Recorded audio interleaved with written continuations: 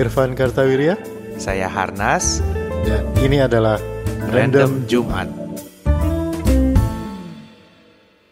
Halo, selamat hari Jumat. Selamat hari Jumat. Selamat ketemu lagi di Random Jumat. Iya, kembali lagi di hari Jumat lagi. Hari Jumat ya. lagi. Udah kelar, seminggu lagi, aman, sehat, mudah-mudahan ya.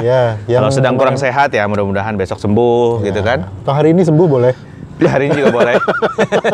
Kalau mau sembuh jangan nunggu besok lah. Iya, cepetan aja gitu ya. Cepetan aja. Makanya kan semoga cepat sembuh. Iya, gitu. semoga cepet cepat aja sembuh. lah. Ben Mari gitu ya. Awas R sama T soalnya sebelahan. Kalau sering ada salah WhatsApp di Jawa itu. Harusnya Ben Mari jadi Ben sesuatu yang sebelahnya huruf R gitu. Terus gambar pakai emoticon yang antara ketawa sampai nangis sama nangis jadi beneran bingung gitu. Aduh. Kita mau ngomongin apa Random Jumat kali ini? Nah, ada satu topik nih Fanning. Kita ternyata sering nyerempet-rempet, pernah syuting tapi belum pernah dibahas. Nyerempet doang nggak pernah nabrak. Iya, gitu. nyerempet doang nggak pernah nabrak gitu. Yaitu nasi Padang. Wah, serius nih kita. Nasi Padang. Double episode.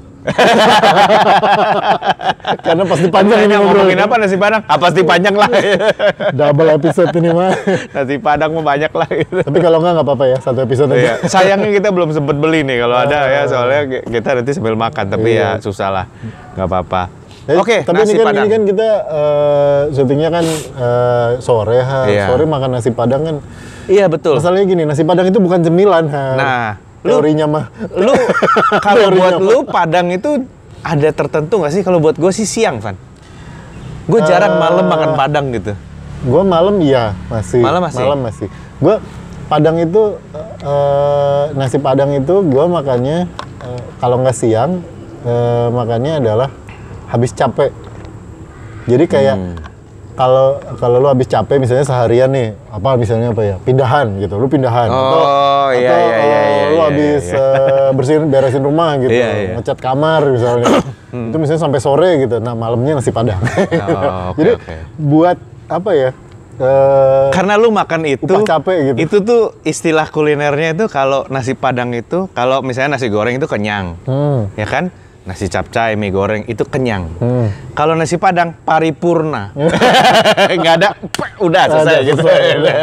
Ada yang ada cuma penyesalan, kebanyakan. Nasi Padang mah nggak pernah kebanyakan.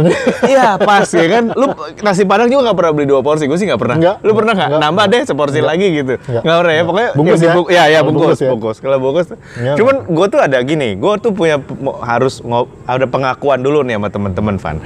Gua itu pertama kali, gua kan dari Bandung ya. Entah kebiasaan keluarga gua atau memang menurut gua di Bandung itu zaman dulu nih tahun 80-an restoran Padang nggak sebanyak sekarang atau nggak sebanyak kayak di Jakarta. Jadi gua tuh nggak pernah makan restoran Padang. Sama sekali nggak pernah. Buat gua makanan darurat itu bukan restoran Padang gitu. Makanan darurat itu nasi goreng, mie goreng gitu loh. Tapi bukan Padang. Dan gua inget gua SMP ya kalau nggak salah, kita harus ke Purwokerto. Sekeluarga sama bokap nyokap gua, terus di tengah jalan kemalaman dan terpaksa berhentinya di restoran Padang yang sneaky, yang di Indramayu situ loh, kan ada Niki dan sebagainya turun. Dan itu kita semua turun, gua berpikir ini restoran macam apa ini? Terus waktu itu kan ada yang meninggal ada yang menikah, pokoknya rombongan mobilnya beberapa gitu. Sama saudara gua nanya sama nyokap gua, anak lu bisa makan Padang nggak? Karena saking kita, dan gua lihat ini apa ini hidangan-hidangan ini gitu ya. Nah, istri gua kan orang Jambi. Buat dia seminggu sekali itu wajib makan Padang. Jadi waktu kita pertama kali tinggal abis menikah, terus kita tinggal di apartemen Medit, istri gua bilang, tolong dong, lu ke bawah pesenin nasi Padang. Oke. Rendang, sayur, sama sambal ya. Ya. Gua turun ke bawah. Pak, nasi Padang 1. Rendang 1, sayur 1, sambal 1. Dibungkus sama dia. Bayaran 80.000. Gue pikir mahal amat, kurang ajar gitu ya. Gue balik ke atas, terus gue lihat ke istri gue bilang, loh ini berapa? 80.000. Lu ngomongnya gimana? Bukan, baik mati 1. Gue nggak ngerti bahwa harganya beda. Gue pikir kan sama aja, beda. Karena itu true story, Van. Sampai gue, kok kok gini datangnya gitu. Aduh. Dan sekarang Harnas adalah salah satu pakar kuliner Indonesia. Ya nggak ngerti nasi satu, ayam rendang satu, sambal coba ada satu, sambal hijau satu, jadi diplastikin semuanya. Berarti dulu lo waktu di ITB lo nggak makan padang yang di Gelap Nyawang? Makan, tapi gue lebih sering sotonya, lebih sering sebelah-sebelahan gitu. Kan sebelah-sebelahnya kan ada soto, kalau nggak ada warteg Sunda. Gue hampir nggak pernah makan padangnya terus terang. Bukan Gelap Nyawang, Ketang. Itu ya dulu, tahu ya, itu dulu kita nyebutnya Salero Kudo. Karena banyak kuda. Itu sebabnya gue nggak pernah makan. Yang sebelah Salman. Iya, sebelah. Cumanara ya, karena kan itu banyak kuda kan. Itu Salero Kudo katanya. Cumanara. Iya. Itu gue tuh ya itu exposure gede itu makan padang di situ. Tapi sebelumnya gue dari kecil mah makan padang. Tapi Sukabumi emang ada? Enggak, bukan. Jadi gue kan pindah-pindah ya. Jadi nyokap gue mah ini gitu terekspos dengan makanan padang. Jadi kalau justru malah kayak tempat aman gitu. Jadi kayak tempat aman untuk makan. Kalau nggak kenal situasi, nggak tahu situasi, misalnya kayak berpindah ke satu kota atau kita lagi jalan-jalan ke satu kota gitu, terus nggak tahu makanan yang khas di sini apa, udah padang aja gitu. Jadi itu yang gue tuh dari kecil tuh sudah kayak seolah-olah kayak sudah ditanamkan bahwa kalau lo datang ke sebuah restoran dan lo nggak tahu mau pesan apa, pesan nasi goreng misalnya gitu lah gitu. Nah kalau lo datang ke suatu kota dan nggak tahu mau makan apa, carilah padang gitu. Kan zaman itu mah belum ada sebelum KFC banyak gitu, sebelum banyak gitu. Chain restorannya. Kalau sekarang mah kan gitulah ya, orang pada ke KFC apa ke McD gitu, cari tempat makanan amannya. Gue mah dulu bilanginnya gitu, ya udah padang aja gitu. Jadi kalau misalnya jalan sama keluarga gitu, sama bokap sama nyokap jalan gitu, terus pasti kalau berhenti di mana gitu, makan apa nih gitu, terus nggak ada referensi gitu ya, cari padang aja lah gitu. Gue mah nggak dulu gitu. Soto, sate gitu loh, karena bokap nyokap gue kan dua-duanya Jawa ya, jadi buat dia padang itu bukan opsi. Pas pindah ke sini aja, dan satu hal yang makanya buat gue ini discovery baru gitu ya. Ternyata kalau budget lu 20 sampai 35 ribu satu kali meal, lu nggak bisa ngalahin nasi Padang, Van. Iya sih. Lu nggak bisa ngalahin nasi Padang. Itu nasi, sayur, sambal, daging, sama es teh tawar. Sama es teh tawar ya. Kalau dibungkus kan nggak dapat es tehnya, tapi bahkan kalau makan di tempat jumlahnya itu pas gitu loh, dan pas cenderung kenyang lah gitu kan, untuk satu porsi yang harganya 20.000. Dan kalau lu chain restoran yang lu sebut tadi yang menurut kita harganya murah, kalau dibandingin sama restoran Padang, dia 2 kali lipat lebih mahal, Pak. Dengan jumlah yang lebih sedikit loh. Gila juga gue pikir ya. Aduh, terus itu mestinya ditiru tuh sama KFC sama McD tuh. Kalau di take away nasinya double. Kentangnya double gitu ya. Nasinya kan kecil piece. Ini panas, Pak, nasinya 1, ayamnya 2. Tapi kalau di take away, nasinya kita tambah jadi 2. Itu local wisdom, gitu, ya, local wisdom. Harusnya gitu. Iya benar, 20-30 ribu bahkan makan di tempat, selama jangan dihidang. Nah, gua discovery-nya itu di nasi Padang itu, discovery-nya menurut gua adalah bahwa selama ini, karena selama ini gue kalau makan Padang itu kan selalu sama orang tua, bukan selama ini, sebelumnya gue makan Padang itu selalu sama orang tua, dan kalau sama orang tua kan pasti dihidang kan, begitu kita duduk berempat, jebret, si udahnya langsung ngegelar kan gitu. Sampai suatu hari gue makan Padang sama om gue, cuman berdua. Ya, om gue tuh masih mahasiswa waktu itu gue masih kecil, dia masih mahasiswa. Begitu gue pikir kan, ayo kita makan Padang aja lah. Gue pikir, wah asik nih kan yang digelar itu gitu. Gue pikir. Begitu masuk, kenapa nggak duduk tapi berdiri kan? Berdiri terus nunjuk, pakai ini, terus ditanya, Pan mau pakai apa? Ya gue dari dulu karena masih kecil ya, nggak terlalu suka pedas kan, jadi ayam goreng lah paling, sama telur tebel itu. Mau pakai itu? Iya. Ya udah, terus kita duduk. Begitu duduk dikasih kan udah ada nasinya, sambalnya, sayurnya, terus ada ayam goreng itu sama telur tebel itu. Oh, kan Padang tuh bisa begini ordernya. Selama ini kan nggak tahu gitu bahwa itu tuh bisa diorder kayak gitu. Dan menurut gue tuh merasa itu tuh SMP kalau nggak salah. Gue tuh kayak ngerasa ini lebih bagus daripada yang digelar. Iya. Gue langsung dapet ini yang mau gue makan, udah ini aja gitu. Terus mejanya kosong gitu kan. Terus paling nanti minta piring kecil buat ngebuka kerupuk kulit terus disiram kuah gitu.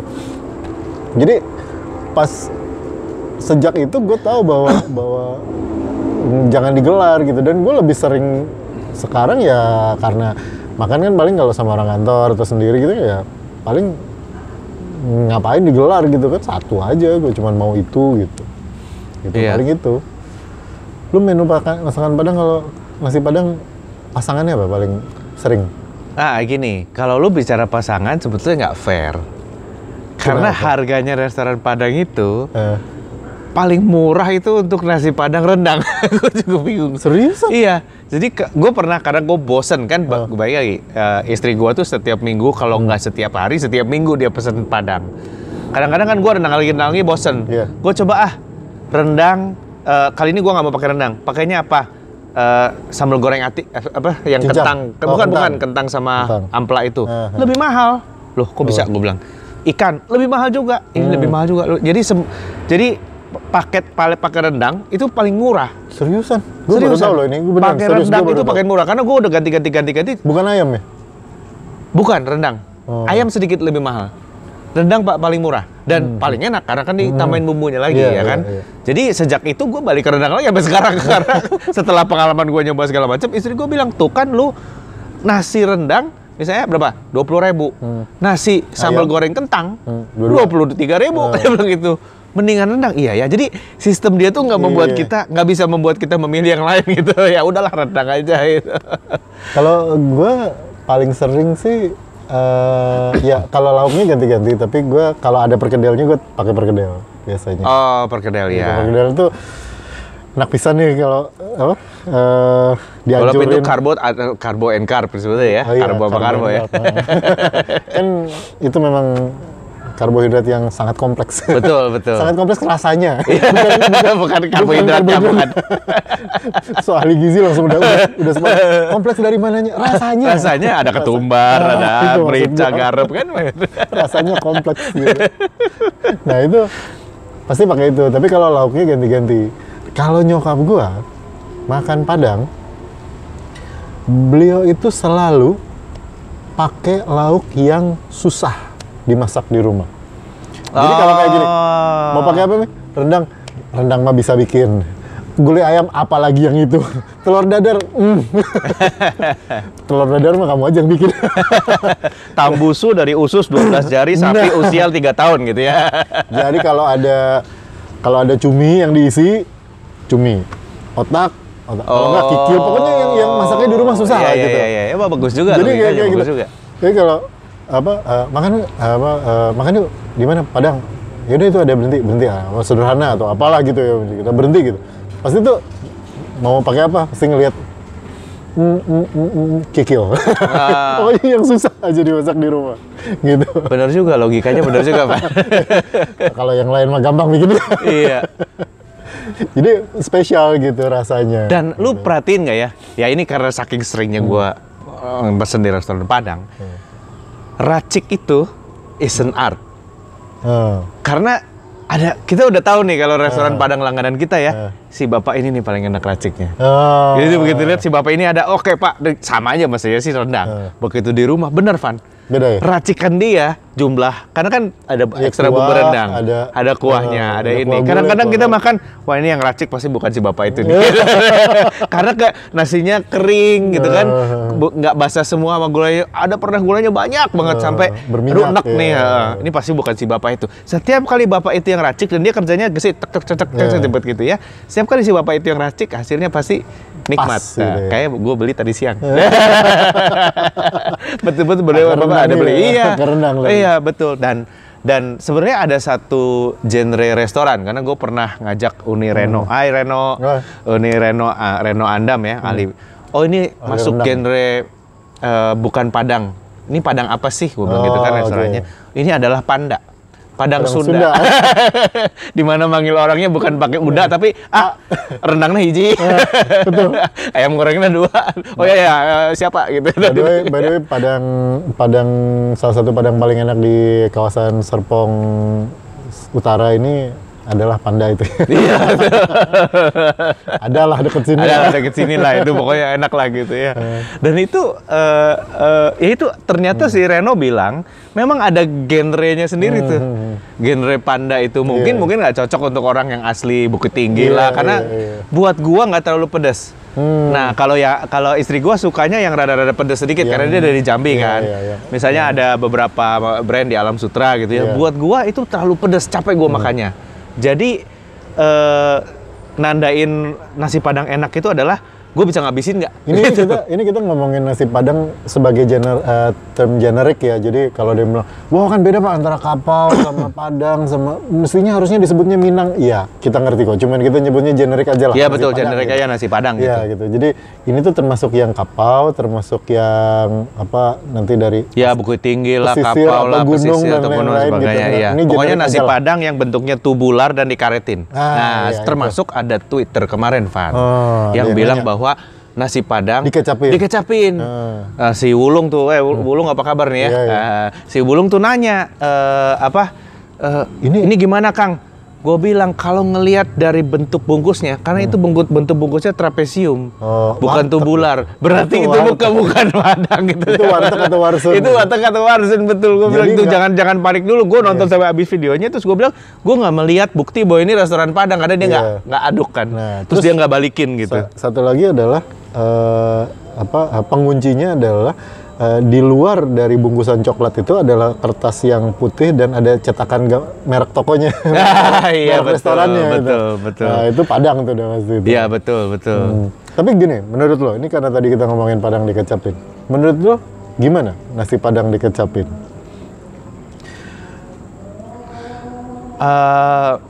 Hati-hati, Harnas sedang mengambil langkah hati-hati mempertaruhkan reputasi dia sebagai pakar kuliner.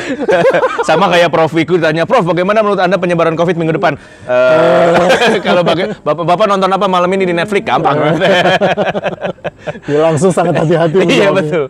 Gue ini orang Bandung, baru makan Padang umur mungkin 15-16 lah gitu ya. Dan tentu saja sebagai orang Bandung yang terbiasa dengan ayam goreng dan lalapan, gue pecinta kecap manis. Tapi gue sendiri, begitu gue kenal dengan yang namanya nasi Padang, gue nggak pernah kecapin, Van. Menurut gue it doesn't work. Gitu loh. Kecap enak ya untuk tahu goreng, tempe goreng itu bahkan wajib, bukan cuma enak ya. Tapi pokoknya begitu datang di alam Padang gitu ya, terus denger lagu ayam den lapek, lu nggak inget kecap gitu, lu inget kelapa, lu inget serundeng, lu it doesn't belong di situ gitu. Jadi bukan, pertanyaannya salah ya, bukan apa enggak ya, bukan boleh atau tidak, tapi itu nggak relevan. Nggak relevan, betul. Kalau lu mau makan kecap ya pesannya di warteg. Kalau lu pesen nasi sambal goreng kentang sama orek kentang Mustafa, orek dan sebagainya, lu kecapin. Ya menurut gua itu cocok. Apalagi kalau di restoran Sunda itu wajib kalau menurut gua. Nggak ada kecap manisnya tuh ya is a problem gitu. Tapi kalau nasi Padang ya memang nggak butuh kecap aja, dia sudah sempurna. Bagaimana adanya dia gitu. Tapi kalau mau nggak apa-apa. Kalau menurut gua sih begitu. Kalau mau nggak apa-apa, tapi kalau bisa jangan. Makanya gua mencurigai itu dari lihat bentuknya. Itu bukan Padang. Itu bukan Padang gitu. Itu menurut gua mah ya gitu. Dan kalaupun ada video dikecapin, gua mau lihat dihabisin itu makanannya. Kalau nggak bisa aja dikecapin terus dibuang gitu. Tapi gini, kalau menurut gua kalau sampai lu merasa harus mengecapin nasi Padang gitu, berarti memang sedang ada sesuatu yang besar yang sedang terjadi gitu, either masaknya agak kurang Padang gitu ya, sehingga terpaksa lu kecapin gitu, atau kondisi fisik lu lagi nggak fit untuk makan yang kayak misalnya gue pesen nasi Padang nih, gue kalau badan lagi nggak gitu enak atau perut lagi nggak gitu enak ya gue pesennya nasi ayam goreng pakai bubuk-bubuknya, habis gitu perkedel ya gue kecapin gitu. Jadi dalam kondisi kalau normal, itu lagu Bubu Ibulan memanggil berarti lagi nggak mau ayam dan lape. Iya, makanya jadi kalau dalam kondisi normal di kedua sisi baik elunya maupun warung Padangnya gitu, kecap itu bukan tidak boleh, tidak perlu. Tidak perlu, betul. Beda gitu antara tidak boleh kalau mau mah manggawe gitu ya. Kalau lu suka mah ya gitu. If it makes you happy lah ya, duit lu gitu kan. Betul. Sama kayak orang nanya kan ya, makannya pakai sendok apa pakai tangan? Itu mah terserah lah. Terserah, gitu. betul, terserah. Gitu. Ada filosofinya katanya kalau makan pakai tangan tuh berarti lu fokus lah gitu. Dan menurut gua, kalau gua ya menganjurkan kalau lu lagi makan Padang, terutama Padang, makanlah pakai tangan supaya lu nggak lihat-lihat HP. Karena kalau lu makannya pakai tangan susah mau nge-swipe ya gitu ya. Jadi lu fokus makannya gitu. Kalau pakai sendok tuh masih ada sit gitu. Ada SMS. SMS jarang sekarang, WhatsApp. Ada WhatsApp gitu. Ada ini, ada DM segala macam. Ya masih sempat gitu. Tapi kalau lu pakai tangan atau gimana ya, itu kuah rendang ketemu sama LCD. Iya, betul. Menurut gue pakai tangan kalau bisa gitu. Tapi nasi Padang itu buat gue ya, harganya dan juga posisi dia di menu itu adalah sangat demokratis, Van. Kenapa? Karena lu datang ke restoran Padang paling mahal. Nasi Padangnya tuh nggak mahal-mahal amat kalau lu bungkus ya. Iya. 35.000. Sepengetahuan gue nih. 40 lah paling mentok. 40 tuh udah mahal banget. Nasi rendang doang itu 37.000, 35.000. Tapi kalau lu makan berempat di situ bisa 1 juta lebih loh. Ya, maksudnya ini restoran dari kelas itu gitu ya. Tapi lu beli nasi Padang 35.000 gitu. Ada apa ya, aroma demokratis gitu, egaliter gitu bahwa gua mahal, bagus, tapi kalau lu lagi susah lu kesini, lu bisa makan. Gitu loh. Itu menurut gue Indonesia sekali gitu. Sampai di rumah dikasih nasi lebih banyak, di situ sedikit gitu kan. Kenapa? Lu lagi nggak punya duit, duduk, lu bisa makan. Nanti lu punya duit, lu balik ke sini. Gitu kan, nggak ada orang dari lain selain Indonesia mikir begitu, Van. Menurut gue ini sistem yang bagus banget gitu kan. Kita pernah nyobain bedanya antara dibungkus iya gitu kan. Di hidang itu udah jelas lu lagi punya duit, lu mau ulang tahun, lu mau langsung oke. Iya. Hidang gitu kan. Tapi kalau lu makan Padang dibungkus, dibawa pulang lu habis ngecat rumah. Iya, betul. Lu perlu nutrisi gitu kan. Lu perlu power. Masukin. Yang es tehnya juga diplastikin. Iya. Harganya bagus banget, Van. Itu gizi Indonesia kalau diukur berdasarkan nasi Padang, negara maju gitu ini. Semua orang dapat 20.000 dan 20.000 itu isinya apa? Nasi, sayur, singkong, cubadak, sambal hijau, daging, ya kan? Plus minum gitu kan? 20.000. Udah kita negara maju udah gitu. Kita negara maju udah. Dan itu makanya gue tuh suka nyebut itu bungkusan nasi Padang yang tubular itu. Gue sering nyebut itu tuh power bank. Jadi kalau lagi ngumpul-ngumpul itu tuh habis kerja bakti atau habis apalah gitu, yang rame capek gitu, bawakan sekresek gitu isinya 10 bungkus gitu. Guys, power bank. Yes. Dan gue setuju banget tuh. Pokoknya itu enak, nutrisi cukup dan puas gitu kan. Bener. Puas gitu. Kalau menurut gue sih keren. Dan gue ini ada ide nih ya buat teman-teman nih ya, kalau misalnya mau memajukan kuliner Indonesia di luar negeri. Gue kan sering diundang meeting, ayo dong, sekarang kan COVID, kita perlu kita perlu devisa. Bagaimana caranya mempopulerkan makanan Indonesia di luar negeri? Gampang. Ambil aja salah satu restoran Padang itu, kasih dia modal, suruh buka di Paris. Udah nggak usah bikin menu baru dah. Apa yang lu lakukan di Ruko Mendrisio, gitu. Lu lakukan lagi di Paris. Nanti kita bantuin izinnya dah. Kita bantuin cari rukonya gitu kan. Kita bantuin sewa rukonya. Keluarlah sebuah serial di channel berbayar yang judulnya adalah Uni Emily in Paris. Betul. Biarkan orang tuh makan seperti di sini gitu loh. Kalau nasi Padang makan di situ berapa? 20 euro. Kalau gue mau bungkus, 2,5 euro. Sama rendang 1. Gua yakin tuh semua orang Paris ngantri di situ. Iya kan? Tapi lu nggak bisa duduk. Lu harus bungkus ya kan? Lu kan nggak mengganggu tuh. Jadi itu sistemnya itu udah terbukti proven gitu. Udahlah, kasih duit, kasih modal, suruh dia buka, udah nggak usah diganggu gugat. Dia bisa survive sendiri kok. Buktinya dari Padang sampai ke Jakarta dia bisa survive. Bahkan makanan-makanan tradisional Jakartanya kalah sama dia gitu kan. Di Bandung, di seluruh Indonesia dia berhasil gitu. Gue pertama kali ke Papua itu ke Biak.